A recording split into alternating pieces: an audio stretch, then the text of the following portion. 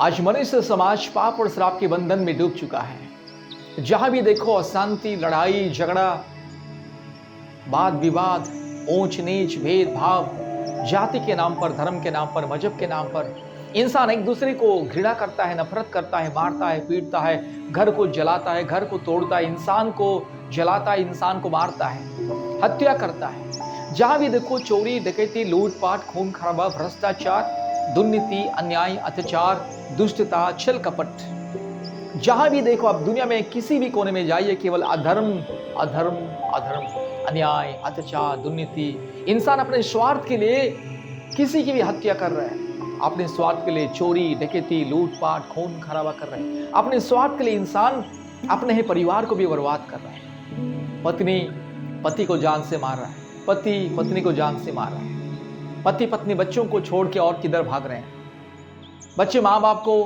मार रहे हैं, अर्थात बच्चे माँ बाप की हत्या कर रहे हैं, माँ बाप बच्चों की हत्या कर रहे हैं, माँ छोटे छोटे बच्चों को छोड़ के और किसी के साथ भाग रही है, पिता अपने परिवार को, बीवी को, बच्चे को छोड़ के और किसी के साथ भाग रहे हैं।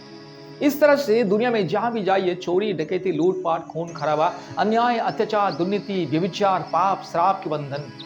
जहां भी देखो युद्ध, संग्राम, जगह जगह में भूकंप, साइक्लोन, तबाही, बाढ़ आ रहा है। मेरे प्यारे भाई और बहनों, ये सारी जो घटनाएं दुनिया में हो रही है, ये सब एक सच्चा खुदा के दूसरे आगमन की बात है, प्रभु यीशु मसीह के दूसरे आगमन और दुनिया के अंत की बात है।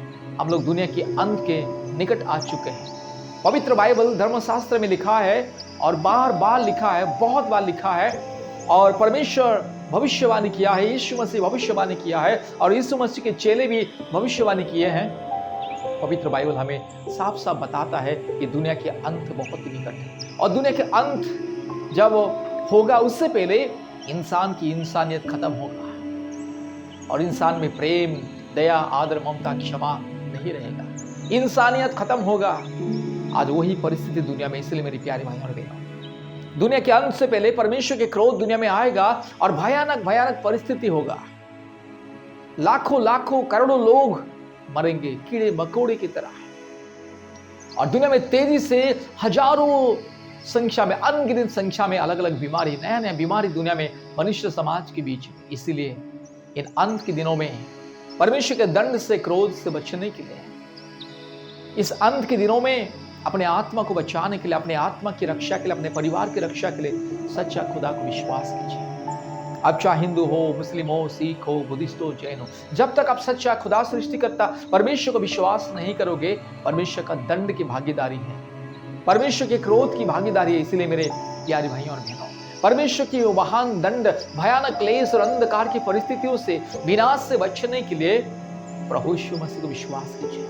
आज इस समय है, सच्चा खुदा को विश्वास कीजिए, अंधविश्वास को त्यागे, काल्पनिक देवी देवताओं को त्यागे, संसार की जो काल्पनिक मूर्त को पूजा करना छोड़े, मूर्ति पूजा को त्यागे, सूर्य, चंद्र, नक्षत्र, तारागण और ये पशु पक्षी, धरती, समुद्र, पानी, हवा, नदी, जीव जंतु, सांप, बिच्छू, कुत्ता, बिल्ली, गाय, गधा, बंदर, सुअर और हर प्रकार के पशु पक्षियों को पूजा करना त्यागे, सृष्टि की उपासना करना छोड़े, सच्चा खुदा की उपासना, आराधना करें। इसलिए मेरे प्यारे भाई और बहनों, आने वाले संकट से, विनाश से, क्लेश से बचने के लिए हमें परमेश्वर के शरण में आना बहुत ही जरूरी है। अपने जीवन को परमेश्वर के चरणों में समर्पित कीजिए, पाप को त्यागिए, अधर्म को त्यागिए, सच्चा खुदा को विश्वास कीजिए, मन फिराइए, पश्चाताप कीजिए, अपने पापों के लिए मन फिराइए, पश्चाताप कीजिए, परमेश्वर के चरणों में गिड़गिड़ाइए।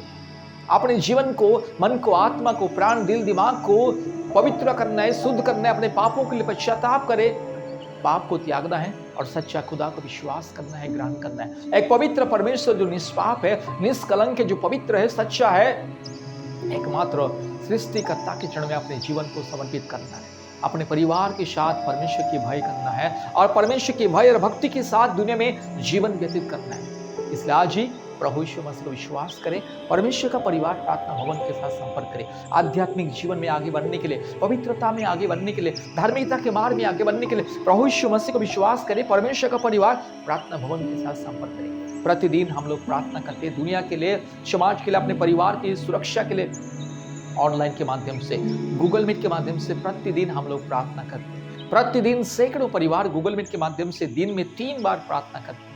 क्योंकि दिन में 24 घंटा होता है। 24 घंटा में से कम 2 या 3 घंटा परमेश्वर के लिए समय बिताना जरूरी है। अंधकार की परिस्थितियों से बाहर निकलना बहुत ही जरूरी है। संसार की विलासाओं से बाहर निकलना जरूरी है। इसलिए मेरे प्यारे भाई और बहनों, अपने जीवन को परमेश्वर के चरण में समर्पित कीजिए। प्रतिदिन परमेश्वर की उपासना आराधना कीजिए।